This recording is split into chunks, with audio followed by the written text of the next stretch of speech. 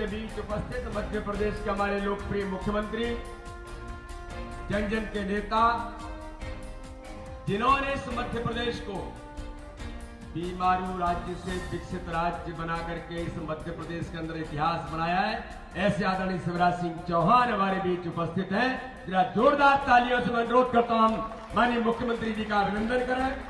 यहाँ पर उपस्थित हमारी सांसद बहन रीति पाठक जी, यहाँ के लोकप्रिय विधायक आदरणीय केदार शुक्ला जी, आदरणीय प्रदेश के महामंत्री शरदेंदु तिवारी जी, यहाँ पर उपस्थित राज्यसभा के सदस्य आदरणीय अजय सिंह जी और उपस्थित सभी सम्मानीय मंच जो आज हमारे भारतीय जनता पार्टी का पूरा नेतृत्व यहाँ पर है, और इस अवसर पर उपस्थित हमारे सीधी नगर के गणमान्य नागरिक, मेरे नौजवान साथियों और जनता जनार्दन जो आज सभा में इतनी बड़ी संख्या में लोग एकत्रित हैं, आप सबका स्वागत करता हूं, बहुत बहुत अभिनंदन करता हूं। मित्रों, सीधी से मेरा बहुत संबंध रहा है।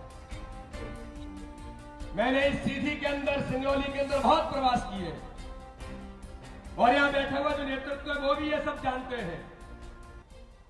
इसलिए मित्रों, मेरा तो संबंध कोई प्रदेश अध्यक्ष के नाते से नहीं, सीधी में जो लोग यहाँ के बारे में जानकारी से लेकर जो सीधी के विकास के बारे में जो चिंतित होने का काम करने वाले लोग हैं, मैं भी उनके साथ उसी श्रेणी में खड़े होकर के सीधी के लिए क्या दिया जा सकता है और सीधी के लिए क्या लाया जा सकता है, इस भूमिका में मैं भी सीधी के जनता के साथ और अपने कार्यकर्ताओं के साथ खड़ा होने वाला व्यक्ति हूं। मित्रों, आज मैं कहना चाहता हूं, जो अभी केदार शुक्ला जी ने कहा कि सीधी के अंदर अगर एक विकास की एक ईंट लगी है तो इसमें कहने में कोई संकोच नहीं है।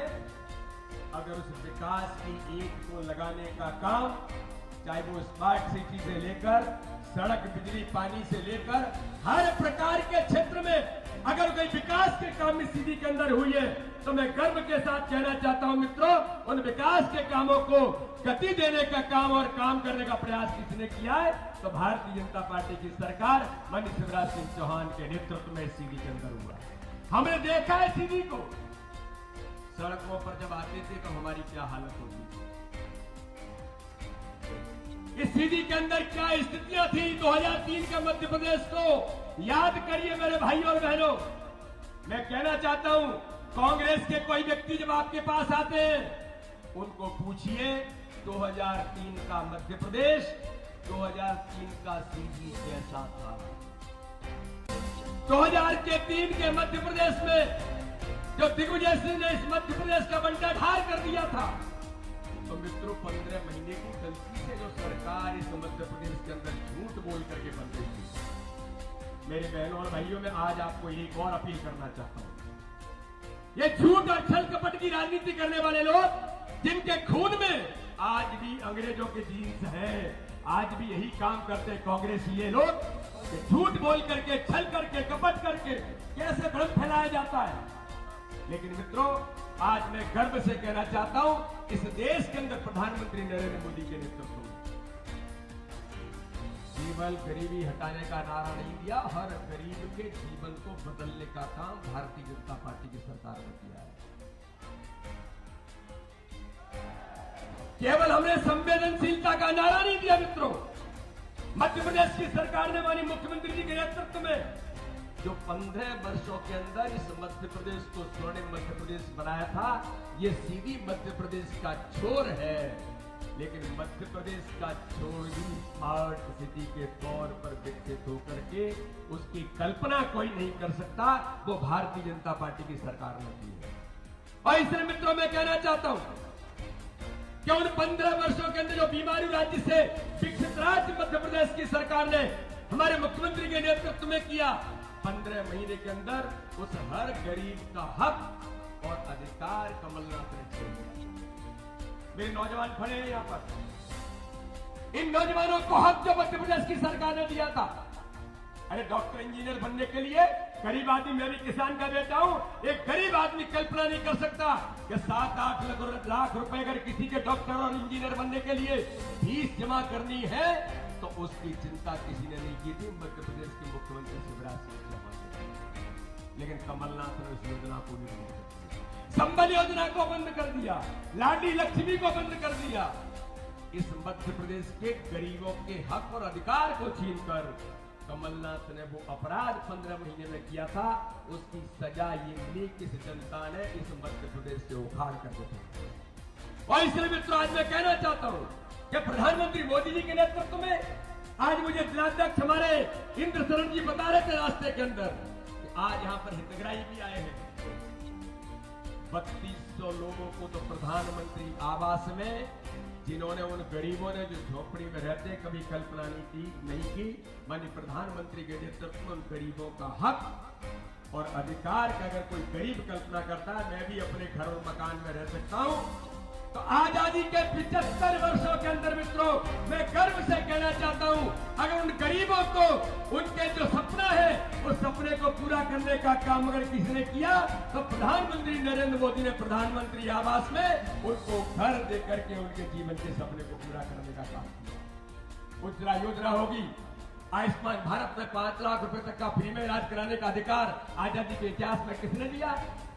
हर गरीब के साथ संवेदनशीलता से खड़े होने वाली सरकार चाहे प्रधानमंत्री मोदी जी के नेतृत्व में होगी या मुख्यमंत्री शिवराज सिंह चौहान के नेतृत्व में होगी। मित्रों मैं आज इस सभा में एक अपील करना चाहता हूं कि मोदी जी के नेतृत्व में देश इस प्रकार से दुनिया के अंदर आज अपने मान सम्मान स्वाभिमान के साथ खड़ा है, तो मध्य प्रदेश के मुख्यमंत्री और भारतीय जनता पार्टी की सरकार के साथ जो विकास के रास्ते और विकास के नए पैमाने आज इस मध्य प्रदेश के अंदर खड़े हैं, तो गरीब कल्याण की योजनाओं में गरीबों के जीवन बदलने का जो अधिकार जो भारतीय जनता पार्टी की सरकारों ने दिया है, ये भारतीय जनता पार्टी की ताकत है। और भी केदार जी कह रहे थे कि वीडी शर्मा जी प्रदेश के अध्यक्ष हैं, वो अपनी भूमिका संगठन के तौर पर निभाएंगे। उन्होंने बिल्कुल ठीक कहा, हमने इस मध्य प्रदेश के अंदर आह्वान किया है और देश के अंदर भी ये कहा जाता है कि भारतीय जनता पार्टी का कार्यकर्ता जब बूथ पर बैठा हुआ कार्यकर्ता जब ये ठान लेता है कि भारतीय जनता पार्टी इस चुनाव में किसी भी अभियान को, और चुनाव जीतना तो बहुत आसान है लेकिन हर बूथ पर चुनाव जीतने का संकल्प अगर किसी ने लिया है तो भारतीय जनता पार्टी के कार्यकर्ताओं ने लिया है, जिससे कमलनाथ और कांग्रेस लगातार घबराती है, कहती है कि भाजपा के संगठन से कैसे निपटेंगे। ये भाजपा की ताकत है और हमारा नेतृत्व गरीब कल्याण की योजनाएं, ये जो हितग्राही यहाँ पर बैठे हैं, जो ब्रांड एम्बेसडर बनकर के भारतीय जनता पार्टी के घर घर में गांव गांव में जाकर कहते हमारा जीवन बदला है, तो भारतीय जनता पार्टी की सरकार ने बदला है। तो इसलिए मित्रों ये भाजपा की ताकत है। संगठन के तंत्र के साथ हम सब लोग मिलकर के जो भारतीय जनता पार्टी की सरकारों ने जो दिशा और दशा बदली है, जो विकास के नए आयाम खड़े किए हैं, इन मुद्दों पर विकास हमारा इस भारतीय जनता पार्टी के चुनाव में सबसे बड़ा आधार भारतीय जनता पार्टी का ये है। तो इसके लिए मित्रों आज माननीय मुख्यमंत्री भी और हमारा पूरा नेतृत्व यहाँ पर जो बैठा है, हम सब मिलकर के सीधी के अंदर भी जो विकास के नए आयाम गठित हुए हैं, विकास का नया एक इस दिशा में सीधी के अंदर जो इसकी हवा चली है, इसको और गति देने के लिए केंद्र के अंदर भारतीय जनता पार्टी की सरकार और मध्य प्रदेश के अंदर माननीय मुख्यमंत्री के नेतृत्व में भारतीय जनता पार्टी की सरकार, तो नगर की सरकार भी भारतीय जनता पार्टी की चुन करके इस विकास को नई गति देने का कार्य आज हम सब लोगों को मिलकर के करना है। इसी आशा और विश्वास के साथ कि 13 तारीख को होने वाले चुनाव में भारतीय जनता पार्टी के एक पार्षद को चुनकर हम इतिहास बनाने का काम प्रत्येक बूथ पर चुनाव जीत करके हम सब मिलकर के जनता जनार्दन सीधी की भारतीय जनता पार्टी को आशीर्वाद देगी। इसी आशा और अपेक्षा के साथ मैं मेरे नौजवान साथियों से कहना चाहता हूं कि भारतीय जनता पार्टी की सरकार है। मित्रों मैं भी शहडोल से लौट करके आ रहा हूं माननीय मुख्यमंत्री जी के साथ, जहां किसी ने कल्पना नहीं की तो मेडिकल कॉलेज भी खुलेगा, इंजीनियरिंग कॉलेज भी खुलेगा, विश्वविद्यालय भी खुलेगा, सारी चीजें जो मेरे नौजवानों को इस क्षेत्र की जनता को जरूरत है। आज चुनाव है, आचार संहिता है, आज मुख्यमंत्री कोई घोषणा नहीं कर सकते, लेकिन मेरे नौजवान साथियों भारतीय जनता पार्टी के जो विकास का रास्ता है उस पर हम सब लोग मिलकर के इस चुनाव में इतिहास बना करके भारतीय जनता पार्टी को हम इतिहास बना करके सीधी के एक पार्षद को चुनाकर इतिहास बनाए। बाकी सारी बातें विकास के लिए तो भारतीय जनता पर्याय बनकर के खड़ी है। भारतीय जनता पार्टी की सरकार, हम सब मिलकर के सीधी को और नए आयाम देने का काम करेंगे। इसी आशा और विश्वास के साथ बहुत बहुत धन्यवाद। जय हिंद, जय भारत। भारत माता की, सीधी की जनता की, कार्यक्रम में आए बहनों भाइयों की और मेरे भाइयों भांजियों की। ये मेरे भांजियों से मेरे कहना और भांजियों से मैंने यहाँ ज्ञापन भी ले लिया और ये बैनर भी देख लिए।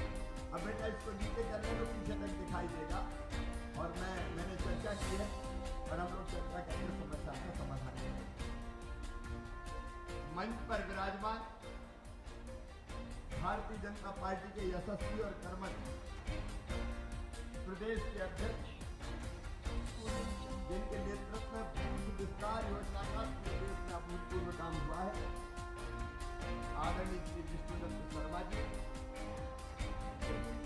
भारतीय जनता पार्टी की सरकार प्रभारी मंत्री बहन सुश्री मीना सिंह जी, यहाँ के हमारे अध्यक्ष आदरणीय इंद्रशरण जी, सांसद बहन दीपी जी, महामंत्री जिले के भाई सर्वेंद्र जी, प्रदेश के हमारे राज्यसभा के यशस्वी सांसद भाई अजय प्रताप सिंह जी, भारतीय जनता पार्टी के वरिष्ठ नेता और सीधी के विकास के शिल्पकार आदरणीय केदार शुक्ला जी, आदरणीय राजेश जी, डॉक्टर साहब, कुंवर सिंह जी हमारे विधायक साथी।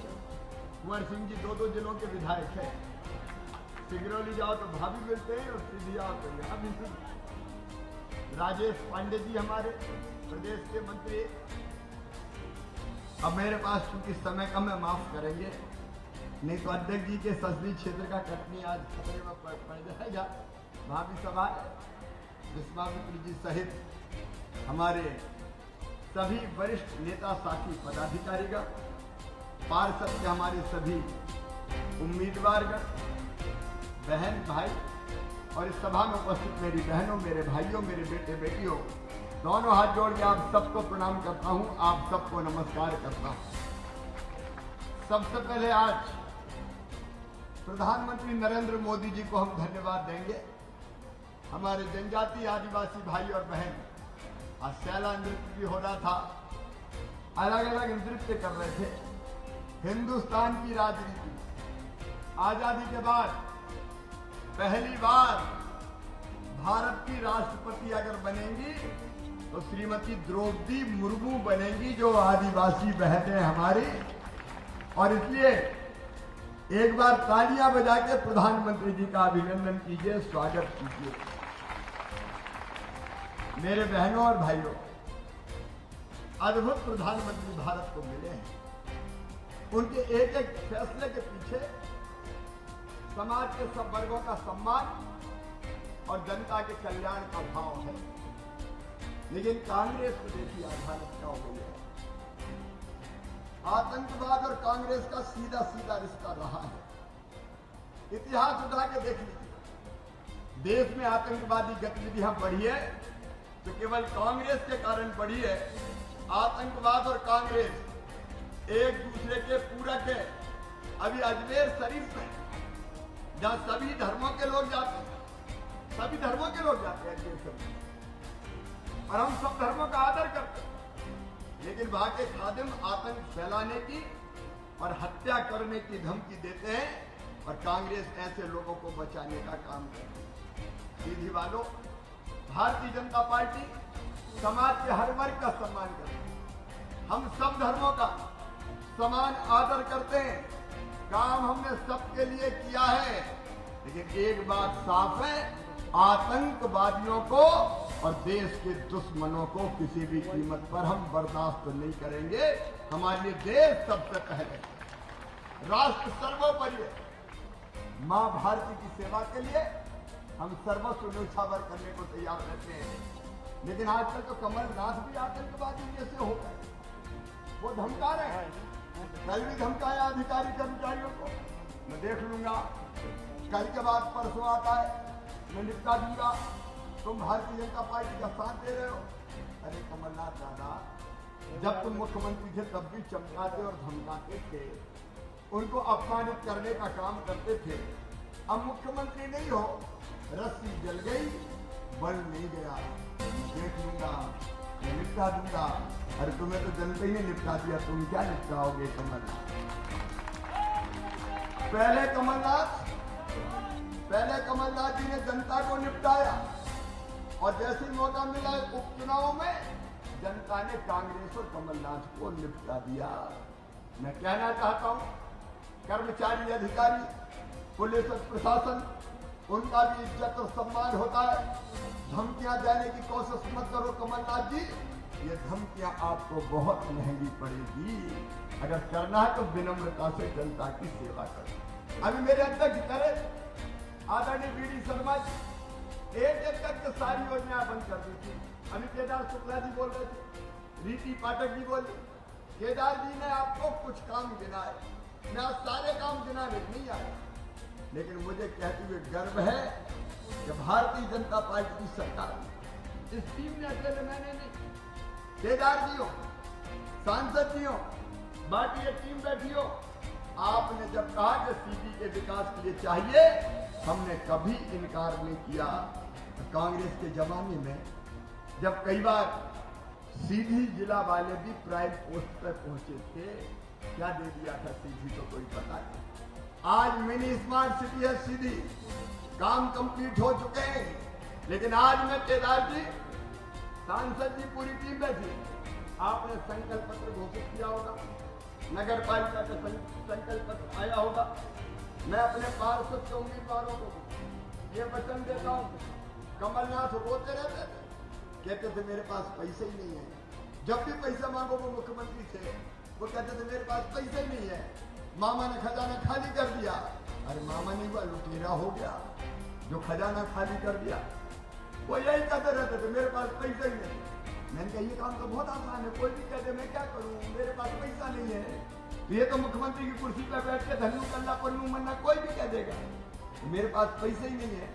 लेकिन सीधी वालों, आज आपका मुख्यमंत्री आपसे कह रहा है, सीधी के विकास के लिए मेरे पास पैसे की कोई कमी नहीं है, मैं कोई कमी नहीं आई, ये वचन दे रहा हूं। और आपका संकल्प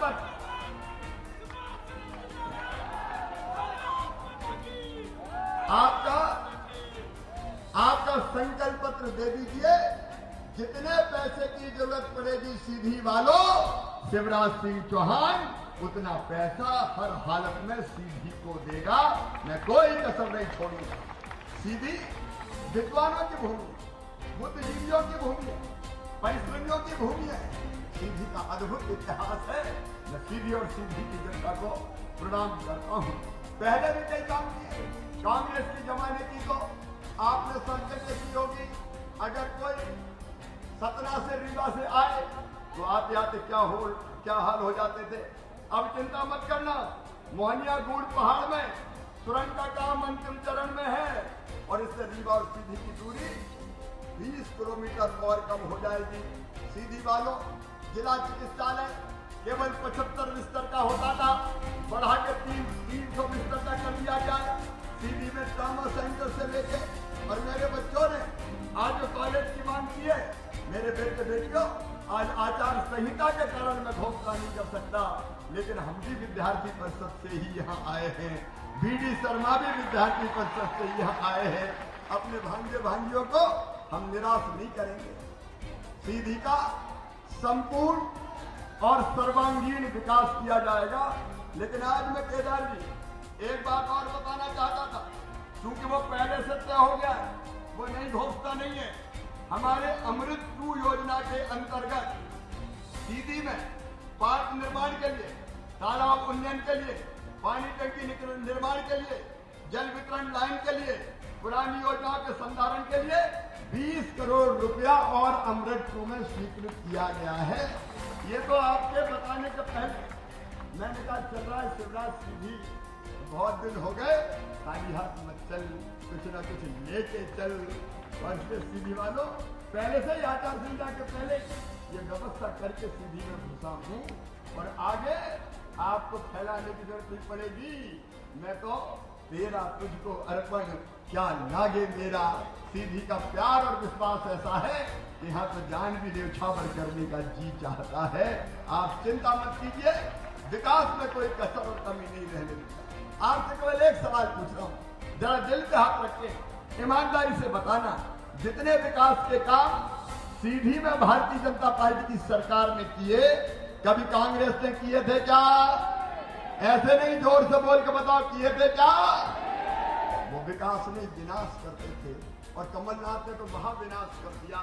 देखो मेरे बहनों और भाई, हम केवल सरकार नहीं चला रहे, हम स्कूल बनाएंगे, सीएम राज स्कूल बन रहे, कॉलेज बनाएंगे, पुल पुलिया बनाएंगे, अस्पताल बनाएंगे, सड़क से जल्दी आने के लिए सुरंग बनाएंगे, सड़कें बनाएंगे, पीने का पानी लाएंगे, लेकिन हम जनता की जिंदगी भी बनाएंगे, जनता की जिंदगी भी बनाएंगे। और जनता की जिंदगी बनाने के मेरे गरीब भाई बहन जी बैठे आज हितग्राही आए, जैसा बीडी शर्मा जी कह रहे थे, अलग अलग योजनाओं के हितग्राही, कम कांग्रेस ने इनको मदद की। देखो आज ईमानदारी से बता, हर गरीब को प्रधानमंत्री नरेंद्र मोदी जी अपने दिल्ली से भेजते हैं और मैं और भारतीय जनता पार्टी की सरकार भोपाल से भेजती है 5 किलो प्रधानमंत्री की और 5 किलो राज्य सरकार के माध्यम से गरीबों को राशन वितरित किया जा रहा है, फ्री में राशन। बताना मेरे गरीब बहनों और भाइयों, कांग्रेस ने कभी फ्री में राशन दिया था क्या? अरे जोर से बोल के बताओ, दिया था क्या? दिया तो कुछ है ही नहीं, बातें करते हैं। मेरे पार्षद के उम्मीदवार मित्रों, सुन लो, अभी भी हम गरीबों को बांट रहे हैं और आपको आज से काम दे रहा हूं। अभी इस काम को दिल में नोट कर लो, अगर आपके वार्ड में कोई गरीब बिना राशन के रह गया है तो सूची बना लो और सूची बना के आप आवेदन दिलवा दो। अगर कोई गरीब छूट गया तो सबके नाम फ्री राशन की सूची में जोड़ दिए जाएंगे, गरीब की थाली खाली नहीं रहेगी। तो सब पार्षद कर लेंगे ना ये काम? अभी से काम दे रहा हूं, अभी से तो ठीक है, सबको राशन। अब 3000 के आसपास मकान को दिए जा चुके। आज एक और बात सुन ले, सीधी की जनता, मेरे बहनों और भाइयों, जो इस धरती पर पैदा हुआ है उसको इतना हक तो है कि वो रहने की जमीन का मालिक हो। रहने की जमीन का मालिक हर गरीब को होना चाहिए कि नहीं? अरे बोलो रे गरीब बहनों और भाइयों, होना चाहिए कि नहीं? और एक क्रांति मध्य प्रदेश की धरती पर, सामाजिक क्रांति, और वो क्रांति ये है कि वैधानिक रूप से जिनके पास रहने की जमीन का टुकड़ा नहीं है उनको रहने की जमीन का मालिकाना हक देंगे। गांव में भी प्लाट देंगे मुख्यमंत्री भू आवासीय अधिकार योजना के तहत, और शहर में जिसने जहां झोपड़ियां बनाई है उसका पट्टा देके जमीन का मालिक बनाएंगे, कोई बिना जमीन के नहीं रहेगा। अब मैं सामने बैठे ही भाई बहनों से पूछना चाहता हूं, होना चाहिए कि नहीं? जोर से बोलो। तो ये क्रांति मध्य प्रदेश की धरती पर होगी, हर गरीब के पास रहने की जमीन, और केवल रहने की जमीन नहीं, उस पर मकान भी होना चाहिए कि नहीं? अरे जोर से बोलो। और इसलिए अभी तो 3000 मकान आए हैं। हम दोनों चीजों पे काम करेंगे। एक, शहरों में बड़ी बिल्डिंग बना के उसमें भी छोटे छोटे फ्लैट देंगे, और जो गरीब जहां रह रहा है पट्टा देके मकान बनाने के लिए उसको वही पैसा दिया जाएगा, ताकि झोपड़िया में ना रहे, छोटा मोटा पक्का मकान बना ले और बरसात में उसके बच्चे की जिंदगी भी सुरक्षित रहे। बताओ, कांग्रेस ने दिए थे इतने मकान? कमलनाथ वैसे ही चिल्लाते रहते हैं, मैं देख लूंगा, मैं समझ लूंगा, कल के बाद परसों आता है, और कल के बाद परसों का तो भी आता है, फालतू की बात करते रहते हैं। और इसलिए अनाज मिल जाए, जमीन मिल जाए, मकान मिल जाए, और एक बात और, विद्यार्थी परिषद के बेटा बेटियों, तुम भी सुन लेना, और नोट भी कर लेना। देखो रे बेटा बेटियों, हम कई सामान्य परिवारों से आते हैं, आर्थिक रूप से सक्षम नहीं रहते, गरीब परिवारों से आते हैं, निम्न मध्यम वर्गीय परिवारों से आते हैं। बुद्धि हम में भी है, अकल हम में भी है, क्षमता हम में भी है, प्रतिभा हम में भी है। हमने योजना बनाई थी संबल, जिसको कमलनाथ ने बंद कर दी थी।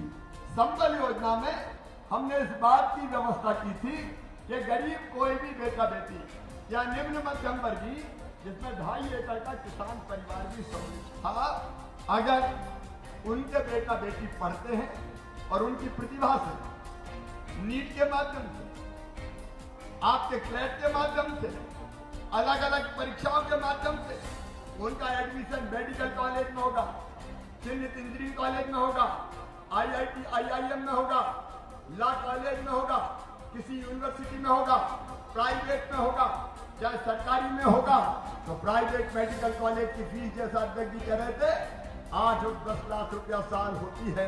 बताओ क्या गरीब बेटा बेटी भरवा सकता है? अरे भरवा सकता है क्या?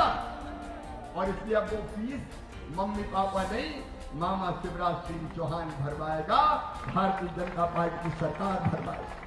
हम बच्चों के सपनों को धन के अभाव में किसी भी कीमत पर मरने नहीं देंगे। कमलनाथ तुमने ये योजना भी बंद कर दी, हमने फिर से ये योजना चालू कर दी है ताकि कोई बच्चे की पढ़ाई बीच में धन के अभाव में रह ना पाए।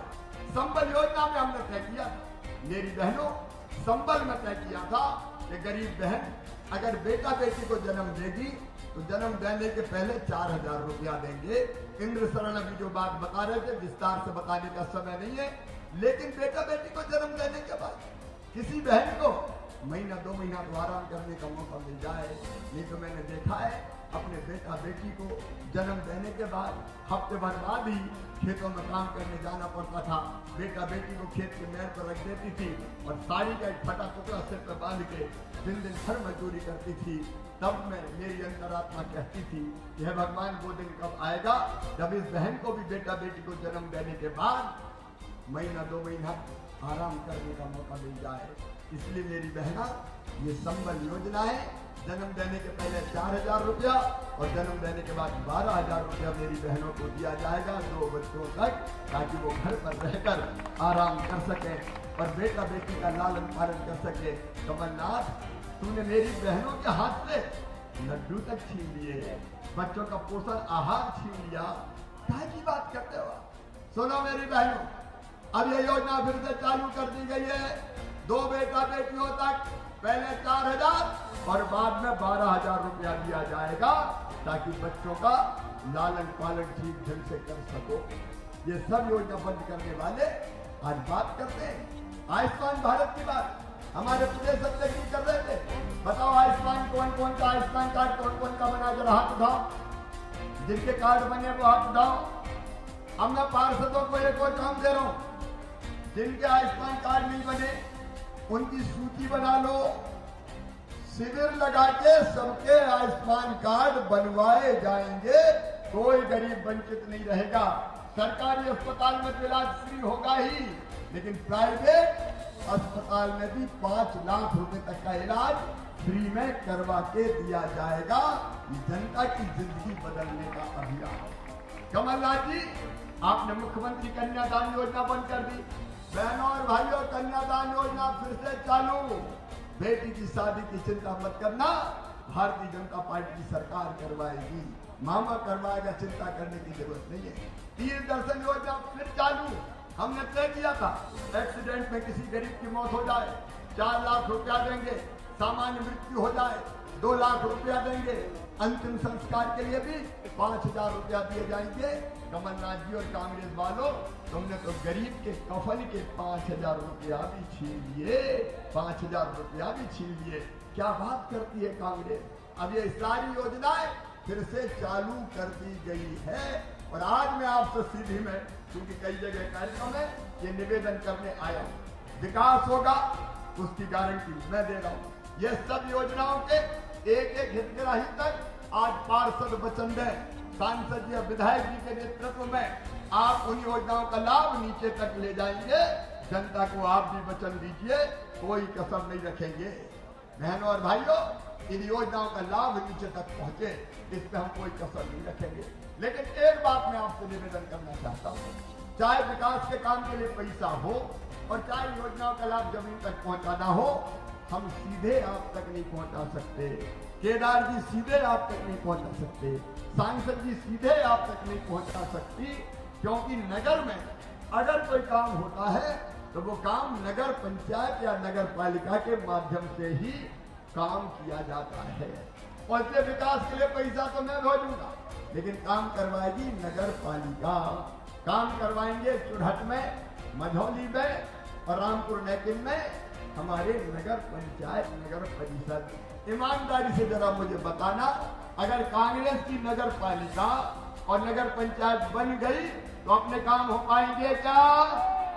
अरे विकास हो पाएगा क्या? लुटेरे लूट ले जाएंगे, मामा का पैसा ढंग से काम में नहीं लग पाएगा। और इसलिए सावधान रहना है। विकास के काम भी और जनता तक ये योजनाएं हम तो हमारे नगर पंचायत, नगर पालिका के अध्यक्ष रहे, उनसे और पार्षदों से नीचे पहुंच पाएंगे। कांग्रेस जीत गई तो वो भी ढंग से नीचे नहीं जा पाएगी। और इसलिए आज मैं सीधी आया हूं। मैं हर जगह नहीं जा पा रहा, अध्यक्ष जी भी हर जगह नहीं जा पाते, क्योंकि चुनाव बहुत सी जगह है। लेकिन सीधी आए बिना मन नहीं माना। मुझे लगा कि जब तक सीधी नहीं आऊंगा मेरे चुनाव का अभियान पूरा नहीं होगा। इसलिए सीधी वालों आपके दर्शन करने आया हूं और आपसे ये अपील करने आया हूं कि कोई चूक ना हो जाए। सीधी विकास की दौड़ में बहुत आगे बढ़ी है, लेकिन बहुत सा काम अभी बाकी है। और इसलिए कमल के फूल की बटन दबाएं और भारतीय जनता पार्टी के पार्षदों को यहाँ भी के अलावा रामपुर नैतिक, चुरहट और मझौली में भी सब पार्षदों को विजयी बनाए। ये जीतेंगे तो अध्यक्ष हमारा बनेगा, तो इन विकास के काम को भी हम करेंगे और आपके कल्याण की योजनाएं भी आप तक पहुंचाएंगे। इसलिए मेरा निवेदन है, सीधी में वार्ड नंबर 1 से श्रीमती सोमवती जायसवाल को, 2 से हाथ जोड़ते रहेंगे जिनका नाम लूं, सुरेंद्र प्रसाद गुप्ता को, 3 से श्रीमती सुलेखा सोनी को, 4 से श्रीमती विभा शर्मा को, 5 से श्री आनंद परियानी को, 6 से श्री शंकरलाल केवट को, 7 से श्रीकांत पांडे जी को, 8 से ब्रजेश साकेत जी को, 9 से राकेश सिंह रिंकू को, 10 से रविंद्र गौतम को, 11 से श्रीमती रमा सिंह को, 12 से श्रीमती सुभा देवी को, 13 से श्रीमती कंचन पांडे को, 14 से श्री अमित प्रधान जी को, 15 से श्रीमती सविता सोनी जी को, 16 से श्री जमुना कौल को, 17 से श्रीमती उत्तरा वर्मा को, 18 से श्रीमती उर्मिला सिंह को, 19 से श्रीमती पूनम सोनी को, 20 से श्यामलाल केवट को, 21 से रन्नू साकेत जी को, श्रीमती रन्नू साकेत जी को, 22 से संजय शुक्ला जी को, 23 से श्रीमती रुचि सिंह को और 24 से श्रीमती गीता सिंह को कमल के फूल की बटन दबाकर भारी बहुमत से विजयी बनाए और विकास की जवाबदारी मोदी जी पे, मामा पे और भारतीय जनता पार्टी पे सौंप जाएं। बोलिए तैयार हैं? जोर से बोले तैयार हैं? कमल के फूल की बटन दबाएंगे, भाजपा के पार्षद जिताएंगे।